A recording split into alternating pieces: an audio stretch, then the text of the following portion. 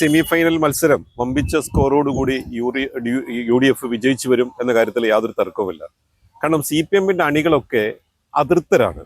അത് പലവിധ കാരണങ്ങളാലാണ്. കാരണം പാരമ്പര്യമായിട്ടുള്ള CPM-ന്റെ പ്രവർത്തകർ ആ പാർട്ടിയോട് അകൽച്ചയാണ് കാണിക്കുന്നത്. കാരണം ഒരു കോർപ്പറേറ്റ് സംസ്കാരം CPM പാർട്ടിയും പ്രത്യേകിച്ച് പിണറായി സർക്കാരും കാണിക്കുന്നത് അണികളിൽ വല്ലാത്ത ഒരു വികാരം ഉണ്ടാക്കിയിട്ടുണ്ട്.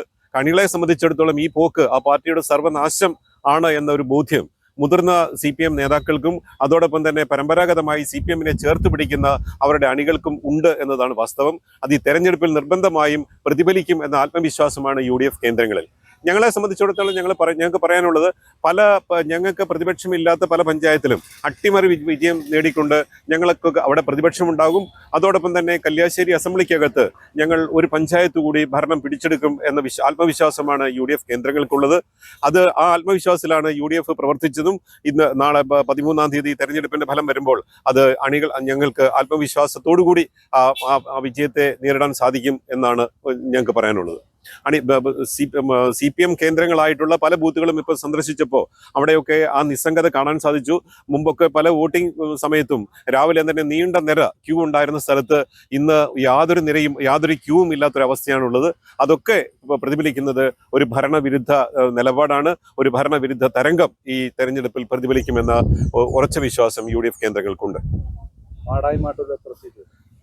മാടായി മാട്ടൂരിനെ സംബന്ധിച്ച് പറയുകയാണെങ്കിൽ മാടായിൽ ഞങ്ങൾക്ക് എല്ലാ സീറ്റും കിട്ടും എന്ന ആത്മവിശ്വാസമാണ് ഉള്ളത്. അതോടൊപ്പം തന്നെ മാട്ടൂലും മുഴുവൻ സീറ്റും പിടിച്ചെടുക്കും എന്ന ആത്മവിശ്വാസമാണ് ഞങ്ങൾക്കുള്ളത്.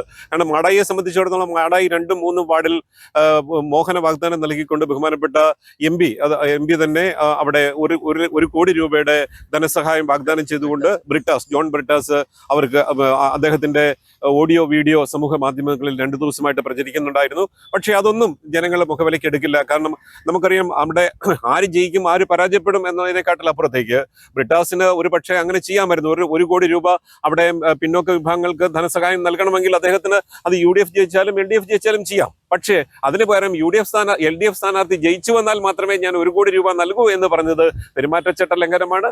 അത് ഒരു മുതിർന്ന CPM നേതാവിന്റെ ഭാഗത്തു നിന്ന് ഉണ്ടാവാൻ പാടില്ലാത്തതായിരുന്നു. അത് അങ്ങേയറ്റത്തെ ഖേദകരവും തെറ്റുമാണ്. അത് സംബന്ധിച്ച പരാതി ബന്ധപ്പെട്ട സ്ഥാനാർത്ഥിയും അവരുടെ ചീഫ് ഏജന്റും ഇതിനോടകം തന്നെ ബന്ധപ്പെട്ടവർക്ക് നൽകി കഴിഞ്ഞിട്ടുണ്ട്. അതുകൊണ്ട് അതിലൊന്നും ജനങ്ങൾ വീഴില്ല, അങ്ങനെ മോഹന വാഗ്ദാനങ്ങളിലൊന്നും വീഴില്ല. കാരണം നമുക്കറിയാം കേരളത്തിന്റെയും ഇന്ത്യയുടെയും സാമ്പത്തിക സ്ഥിതിയും ധനസ്ഥിതിയും ഒക്കെ നമുക്കറിയാം. ഒരു BJP-യുടെ B ടീമായി പ്രവർത്തിക്കുന്ന CPM-നെ സംബന്ധിച്ചിടത്തോളം ഈ തെരഞ്ഞെടുപ്പ് അവർക്ക് അവരുടെ സർവനാശത്തിലേക്ക് എത്തിക്കും. ഈ സെമിഫൈനൽ, ഒരിക്കൽ കൂടി പറയുന്നു, ഈ സെമിഫൈനൽ വളരെ സ്കോറോടുകൂടി UDF സംസ്ഥാനത്താകെ ഒരു നേട്ടം ഉണ്ടാക്കും എന്ന കാര്യത്തിൽ യാതൊരു തർക്കവുമില്ല.